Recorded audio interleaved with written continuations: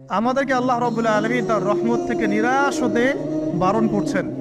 যে যত পাপ করেছে জীবনে, যদি একটা বার কেউ যদি আল্লাহ পাককে মন থেকে ডাকে, চোখ দিয়ে ঝরঝর করে পানি পড়ে, আল্লাহ পাককে বলে, সেজদায় গিয়ে পড়ে আল্লাহকে বলে রব্বিক ফিরলি, আল্লাহ আমাকে মাফ করে দাও, তার মনের মধ্যে যদি সততা থাকে, মন থেকে যদি সেই কথাটা বলে থাকে, আল্লাহ পাক শুধু তাকে ক্ষমাই করবেন না, তার সমস্ত গুনাহগুলোকে আল্লাহ নেকি দিয়ে পরিবর্তন করে দিয়েছে।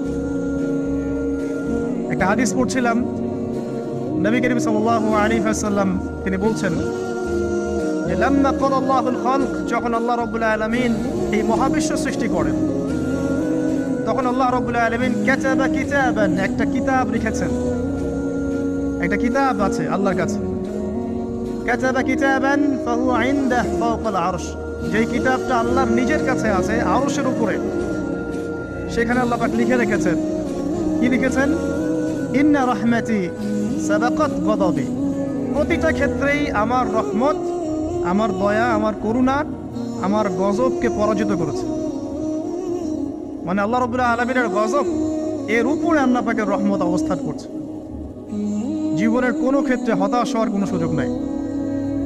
আজকে পারিবারিক ভাঙন বলেন, ব্যক্তি পর্যায়ের আত্মিক ধ্বংসই বলেন, সমাজের বিপর্যয় বলেন, যাই বলেন, পিছনে একটা বড় কারণ আছে।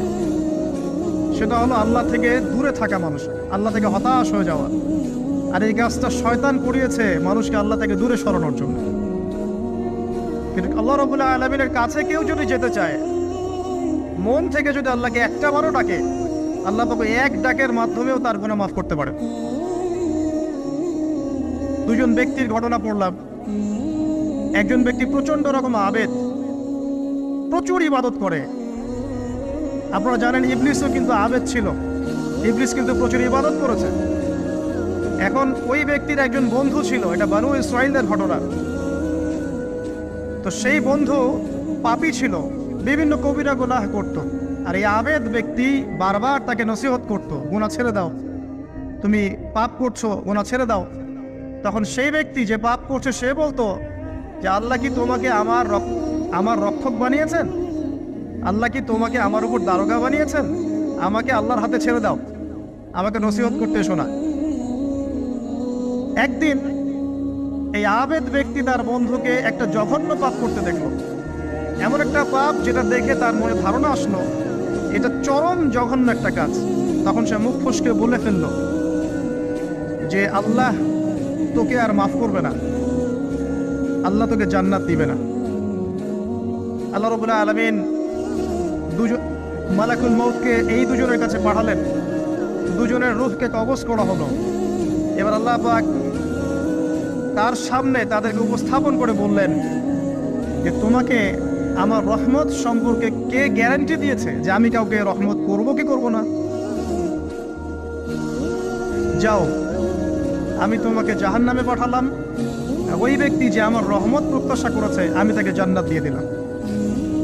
দেখুন, এই হাদিসটা শুনলে মনে হয় বাহ্যিক হয়তো বা মুখের একটা কথার কারণেই সে জাহান্নামে চলে গেল। আসলে বিষয়টা এমন নয়। বিষয়টা আমি আপনাকে বোঝাচ্ছি। বিষয়টা হচ্ছে ইবলিসের মতো। ইবলিস কিন্তু শুধু মন থেকেই বলেনি যে খলাকতানি মিন নার ওয়া খলাকতাহু মিন তিন, আমি কেন তাকে সিজদা করব আদমকে? আদম তো মাটির তৈরি আর আমি তো আগুনের তৈরি। এটা ইবলিসের শুধু মৌখিক স্টেটমেন্ট ছিল না, কারণ কি ছিল? আবা ওয়াস্তাকবারা, সে উদ্ধত হয়েছিল, অহংকার প্রদর্শন করেছিল। ভিতর থেকে ইন্টারনালি সে অহংকারী ছিল, সে আন্ডার এস্টিমেট করে কথাটা বলেছে, শুধু মৌখিকভাবে বলে নাই। কিন্তু ঠিক এই ব্যক্তির ঘটনা এমনই, সে মন থেকে অহংকারী হয়ে উঠেছিল, যদিও বা সে আবেদ ছিল। এখানে আমরা যারা প্র্যাকটিসিং মুসলিম হওয়ার চেষ্টা করছি, আমাদের জন্য এখানে নিদর্শন আছে। অথচ নামাজ পড়েই ভেবে বসবেন না যে অনেক কিছু করে ফেলছে, এক চিল্লা দিয়ে মনে করে ফেলবেন না যে দিনের জন্য অনেক কিছু করে ফেলছে। একটা হজ করেছেন, ওমরা করেছেন, সিয়াম রেখেছেন, দিনের জন্য দান সদকা করেছেন, একটা মাদ্রাসা মসজিদ করেছেন, ভেবে বসবেন না আপনি সব অনেক কিছু করে ফেলেছেন এবং অন্যরা সব ককরোচ তেলাপোকা, ওরা জাহান্নামে যাবে, এমনটা মনে করবেন। জানি না আমরা যে কার আমলের কতটুকু আল্লাহর কাছে কবুল হচ্ছে। তো এখানে এই ব্যক্তির সমস্যা ছিল এই, সে নিজের আমলটাকে অনেক ভারী মনে করছিল এবং সে স্টেটমেন্ট দিয়ে ফেললো যে তোকে আল্লাহ পাক মাফ করবে না। এই একটা কথা মন থেকে বলার কারণে তার ইহকাল পরকাল দুটা বরবাদ হয়ে গেল, সে জাহান্নামে চলে গেল। ঠিক আরেক ব্যক্তির ঘটনা আছে এমন, এগুলো সবগুলো রেফারেন্স আছে। এক ব্যক্তি প্রচুর ইবাদত করতো, আল্লাহ পাক তার ইবাদত করার জন্যে পাহাড়ের চূড়ায় একটা সুন্দর ব্যবস্থাও করে দিয়েছিলেন। সেখানে ডালিম গাছ হতো, ঝর্ণা আসতো, খাবারের কোনো অভাব নাই। হাদিসে এসেছে 500 বছর সে ইবাদত করেছে। কত বছর? কিয়ামতের মাঠে এই ব্যক্তির অবস্থা এমন হবে, তাকে জান্নাতে প্রবেশ করানোর জন্য নিয়ে যেতে বলা হবে, যাও আমার রহমতে জান্নাতে চলে যাও। আল্লাহ পাক তাকে এই কথাটা বলবেন, কিন্তু এই ব্যক্তি বলবে আমার আমলের কারণে, আল্লাহ পাক বলবেন আমার রহমতে জান্নাতে চলে যাও। ব্যক্তি বলবে আমার আমলের কারণে।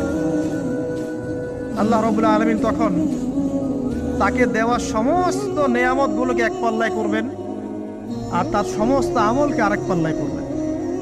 তারপর দেখা যাবে আল্লাহর সমস্ত নেয়ামত তার একটা চোখের সমান হয় নাই। কথা কি বুঝতে পারছেন? একটা চোখের যে নেয়ামত আল্লাহ পাকের, সমস্ত আমল ও 500 বছরের ইবাদত এতটুকু হয়নি।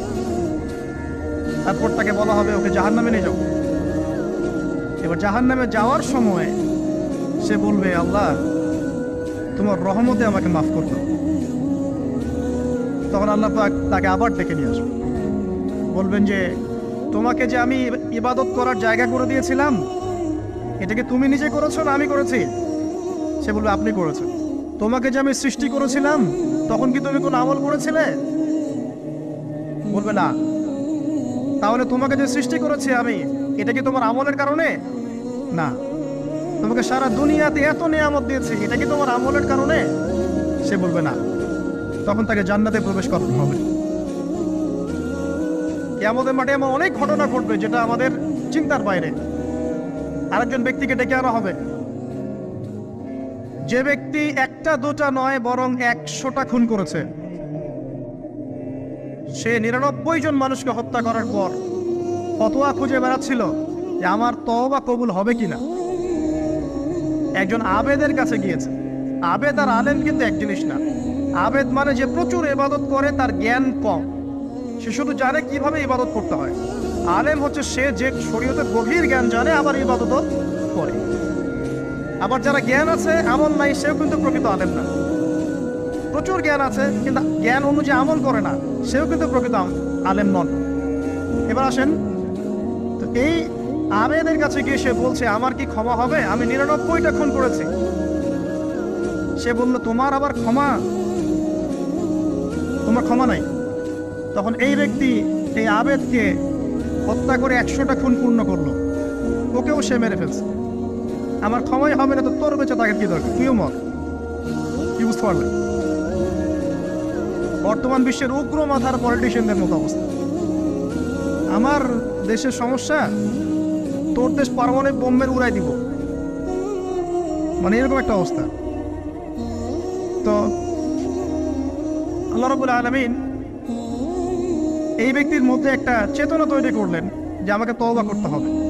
সে তখন সার্চ করতে লাগলো আরো কোনো আলেম আছে কিনা। এরপর অনেক দূরে একজন আলেমের সন্ধান পাওয়া গেল। সে সেখানে গেল, তাকে গিয়ে বলল আমার কি ক্ষমা হবে? সে আলেম তাকে বলল হ্যাঁ তোমারও ক্ষমা হতে পারে, যাও তুমি ইস্তেগফার করো এবং এই এলাকা থেকে অন্য এলাকায় চলে যাও। মানে যে এলাকায় তুমি অনেক দিন ছিলে, যেখানে তুমি অনেক পাপ কাজ করেছো, এখানে থাকার দরকার নাই। তওবা করে তুমি অন্য কোথাও চলে যাও, নতুন একটা জীবন শুরু করো। এখানে থাকতে হবে কি, তোমার স্মৃতিগুলো তোমাকে তাড়িয়ে বেড়াবে এবং মানুষ তোমাকে খারাপ নজরে দেখতেই থাকবে, তুমি তখন কষ্ট পাবে। এই জন্য তুমি চলে যাও। তো চলে যেতে যেতে সে রাস্তায় ইন্তেকাল করে। এবার তার রূহ নিবে কে? এই জন্য দুদল ফেরেশতা আসছেন, জান্নাতি এবং জাহান্নামী। তাদের মধ্যে বাক বিতরটা হচ্ছে কে রূহ নিয়ে যাবে।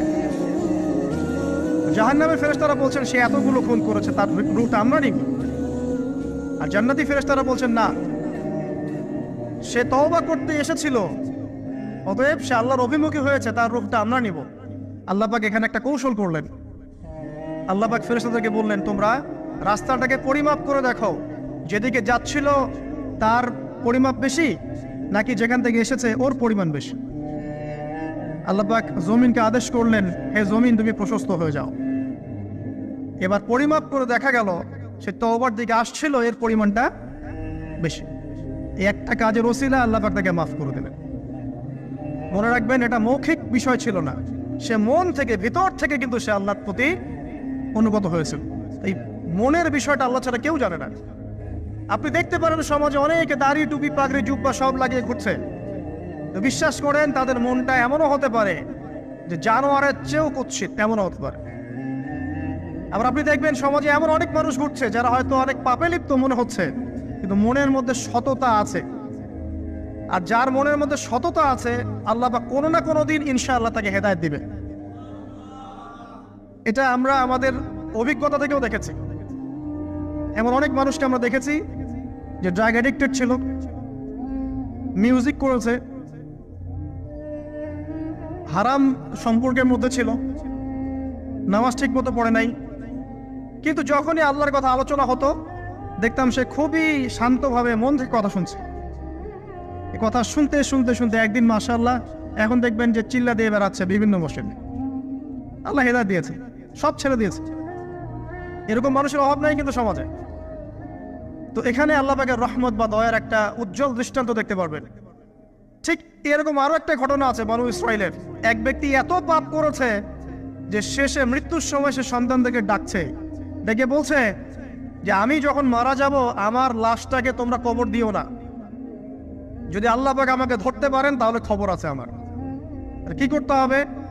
সে বলছে যে আমার দেহটাকে তোমরা পুড়িয়ে ফেলবে, এবং পুড়িয়ে ফেলার পরে ছাইগুলোকে একত্রিত করবা, করে অর্ধেক ছাই সমুদ্রে ভাসিয়ে দিবা, অর্ধেক ছাই বাতাসে উড়িয়ে দিবা। সন্তানরা তাই করলো। মৃত্যুর পর আল্লাহ পাক এই সমুদ্র এবং জমিনকে বাতাসকে আদেশ করলেন যে তোমরা ছাই জড়ো করে দাও। আর মানুষ আর জিন আল্লাহর কথা না শুনলেও এই প্রকৃতি আল্লাহ পাকের কথা শোনে। বিজ্ঞান বলে প্রকৃতি থেকে সব হচ্ছে। কি প্রকৃতি? প্রকৃতি কি, কাকে বলে? মানুষকে আল্লাহর ইবাদতকে বাদ দিয়ে প্রকৃতি পূজায় নিয়ে গেছে। এই পুরো প্রকৃতি আর মহাবিশ্ব এক আল্লাহর ইবাদত করে। কে সৃষ্টি করলো প্রকৃতি? প্রাকৃতিক ভাবে হয়েছে সবকিছু বলে, আল্লাহ থেকে হয়েছে বলা যাবে না, বললে আপনি মৌলবাদী হয়ে যাবেন। আল্লাহ শব্দ ইউজ করলে আপনি মৌলবাদী হয়ে যাবেন। ধর্মতাত্ত্বিক শব্দগুলোকে আস্তে আস্তে উঠিয়ে দেওয়া হয়েছে। দেখবেন যুক্তি, বিজ্ঞান, দার্শনিক শব্দগুলোকে আনা হয়েছে। এটাও টেকনিক্যালি করা হয়েছে। কোন সেকুলার মিডিয়াতে আপনি দেখবেন না ইনশাআল্লাহ বলছে। ইনশাআল্লাহ প্রমাণ করবে যে আপনি আস্তিক না নাস্তিক। তো প্রকৃতিকে আল্লাহ পাক আদেশ করলেন, এই সমুদ্র ছাই জড়ো করো, এই বাতাস ছাই জড়ো করো। তারা ছাই জড়ো করে দিল। এই ব্যক্তিকে বলা হচ্ছে তুমি জীবিত করে আল্লাহ পাক বলছেন তুমি যে এই কাজটা করেছিলে, লিমা ফাআলতা হাদা, তুমি এই কাজটা কেন করেছো? তখন এই ব্যক্তি উত্তর দিচ্ছে, মিন খাশিয়াতিকা ইয়া রাব্বি ওয়া আনতা আ'লাম। হে আল্লাহ, আমি আমার বুঝে যা এসেছে আপনার ভয়েই আমি এই কাজটা করেছি, আর আপনি খুব ভালো করেই জানেন যে আমি আপনার ভয়ে করেছি নাকি অন্য কোনো কারণে করেছি। মানে আপনি আমার মনের কথা জানেন। আল্লাহ পাক তাকে মাফ করে দিলেন। আপনাদেরকে আমি সেই ব্যভিচারী মহিলার কথাও মনে করাই, যে ছিল একজন প্রস্টিটিউট মহিলা, পতিতা, যেটা আমরা বলি সমাজের ভাষায়, যদি এখন নতুন শব্দ এসেছে সেক্স ওয়ার্কার বা যৌনকর্মী, এবং এগুলোকে আমরা এখন প্রমোট করছি। আমরা এখন অশ্লীলতাকে প্রমোট করছি। এই কথা বলতে আমাদের বুক কাঁপা উচিত নয় যে আমরা এখন অশ্লীলতাকে প্রমোট করছি। আমরা এখন কাপড় খোলার সংস্কৃতি দিকে যাচ্ছি। যে কাপড় খুলে দিয়েছিল ইবলিস। ইবলিস আমাদের বাবা মার কাপড় জান্নাতে খুলে দিয়েছিল, এটা কি জানেন? ফল খাওয়ার পরে এই ফল খেতে কে প্রলুব্ধ করেছে? ইবলিস। গাছের কাছে গিয়ে ফল ভক্ষণ করার পর সর্বপ্রথম আমাদের পিতামাতার গা থেকে কাপড় খুলে পড়ে গেছে। তা আমাদের পিতামাতাকে মহাবিশ্বে নগ্ন করে দিয়েছে ইবলিস, আর তার অনুসারীরা এই জমিনে আদম সন্তানদেরকে নগ্ন করছে এখন। অতএব এই যে একটা ট্রেন্ড এখন চলছে, দেখবেন হারাম রিলেশনশিপকে মিডিয়ার মধ্য দিয়ে প্রমোট করা হচ্ছে, মনে হয় একটা স্বাভাবিক বিষয়। কোনো বিষয়ই না এটা, যে কেউ জেনাই করতে পারে। জেনা, পর্ন খুব নর্মাল। হালাল ভাবে যদি আপনি বিয়ে শাদী করতে যান তখন সমস্যা হচ্ছে।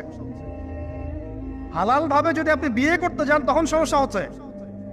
হারাম ভাবে আপনি যা ইচ্ছা তাই করতে পারেন, সমাজে কেউ কিছু বলছে না। এখন বলছে এগুলো স্বাধীনতা। সুবহানাল্লাহ, কোন স্বাধীনতা? স্বাধীনতা বলে কোনো শব্দ নাই মহাবিশ্বে। এই পুরো বিশ্বের সমস্ত মানুষ আল্লাহর অধীনে পরাধীন। এই বিশ্বে যত মানুষ বসবাস করছে এখন, এটা কেউই স্বাধীন নয়। না কেউ স্বাধীন ছিল, না আছে, না থাকবে। সবাই আল্লাহ পাকের দাসত্বের অধীনে পরাধীন। স্বাধীন সেই এই পৃথিবীতে যে ব্যক্তি শয়তানের তাবেদারি করে, ও নফসের তাবেদারি করে, ও তো স্বাধীন, যা ইচ্ছা তাই করতে পারে। এই যে অশ্লীলতার প্রমোটিংটা চলছে, এটাকে পারিবারিকভাবে বন্ধ করতে হবে। আল্লাহ পাক আমাদেরকে বোঝার তৌফিক দান করুন।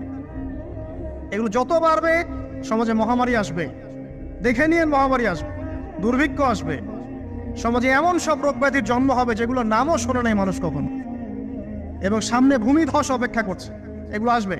যাই হোক, ওই মহিলা, যে ব্যক্তি একজন যৌনকর্মী ছিল, বা যেটা আমরা বলি ব্যভিচারিণী মহিলা ছিল, একটা কুকুরকে দেখেছে সে পানি পান করার জন্য তৃষ্ণার্ত। সে এটাতে মায়া করে, দয়া করে তার মোজাটাকে নামিয়ে এই কূপ থেকে পানি উঠিয়ে কুকুরকে পান করিয়েছে। এই একটা কাজের বদৌলতে আল্লাহ রাব্বুল আলামিন এই ব্যভিচারী মহিলাকে মাফ করে জান্নাত দিয়ে দিয়েছে। হাদিসে এটাও এসেছে, নবী সাল্লাল্লাহু আলাইহি ওয়াসাল্লাম বলেছেন, ইরহামু মান ফিল আরদ, তোমরা সবাই জমিনবাসীর প্রতি রহম করো। জমিনে মুসলিমই থাকতে হবে, তাদের প্রতি রহম করতে হবে এমন নয়, জমিনবাসী যারাই আছে সবার প্রতি রহম করো, জাতি ধর্ম বর্ণ নির্বিশেষে। এমনকি পশু পাখির প্রতিও দয়া করো। ইরহামু মান ফিল আরদ, জমিনে যারা আছে সবার প্রতি রহম করো। ইয়ারহামুকুম মান ফিস সামা, যিনি আসমানে আছেন তিনি তোমাদের প্রতি রহম করবেন ইনশাআল্লাহ। ইসলাম এই কথাগুলো বলেছে 1400 বছর আগে। আজকের এই বিশ্বের সোকল্ড এই মডার্ন বিশ্বে, যেখানে মানুষের রক্তের কোনো দাম নাই, সেখানে ইসলাম পশু পাখির অধিকার নিয়ে কথা বলেছে 1400 বছর আগে। কাদেরকে কি শেখাতে আসেন? কোরআন এবং সুন্নাহর বাইরে অভ্রান্ত সত্যের কোনো উৎস আছে? এখানে যা আছে তাই চূড়ান্ত। মানতে চাইলে মানেন, না মানতে চাইলে জাহান্নামে যান, কেউ তো বাধ্য করছে না। লাকুম দীনুকুম ওয়ালিয়া দিন। আল্লাহ পাকের রহমত দেখেন। আরেকটা ঘটনা আছে, এমন একটা বিড়ালকে বেঁধে রেখেছিল এক মহিলা, খাবার দেয় নাই, কষ্ট দিয়েছে। একটা বিড়ালকে খাবার না দিয়ে কষ্ট দেওয়ার কারণে এই মহিলাকে আল্লাহ পাক জাহান্নামে পাঠিয়েছে। এরকম কত ঘটনা আছে। এই ঘটনাগুলো হাদিসের পাতায় বর্ণিত আছে। কোরআনে কি বলছে দেখুন। কোরআনের আমি কয়েকটা পয়েন্ট আপনাদেরকে খালি বলছি, এটা নিয়ে আমি সকালে ভাবছিলাম। আল্লাহ পাক আদম আলাইহিস সালামকে সৃষ্টি করেছেন আমরা সবাই জানি, কিন্তু আল্লাহ পাক সূরা সাদের মধ্যে বলছেন ইবলিসকে, হে ইবলিস, তোমাকে কিসে বারণ করলো আদমকে সিজদা করতে, যে আদমকে আমি নিজের হাত দিয়ে সৃষ্টি করেছি। আল্লাহ রাব্বুল আলামিন যে আমাদেরকে এত যত্ন করে ভালোবেসে সৃষ্টি করেছেন, এটা কি আল্লাহ পাকের দয়ার নিদর্শন নয়? মহাবিশ্বের অন্য কোন মাখলুক সৃষ্টির ব্যাপারে আল্লাহ পাক বলেন নাই খলাকতু বিয়াদাই, আমি নিজ হাতে তাকে সৃষ্টি করেছি। শুধু সৃষ্টি নয়, সৃষ্টি করার পর আল্লাহ পাক তাকে সমস্ত নাম শিক্ষা দিয়েছেন। এই যে জ্ঞান শিক্ষা দেওয়া, জ্ঞান, এটা আল্লাহ পাকের সবচেয়ে বড় নিদর্শনগুলোর মধ্যে অন্যতম।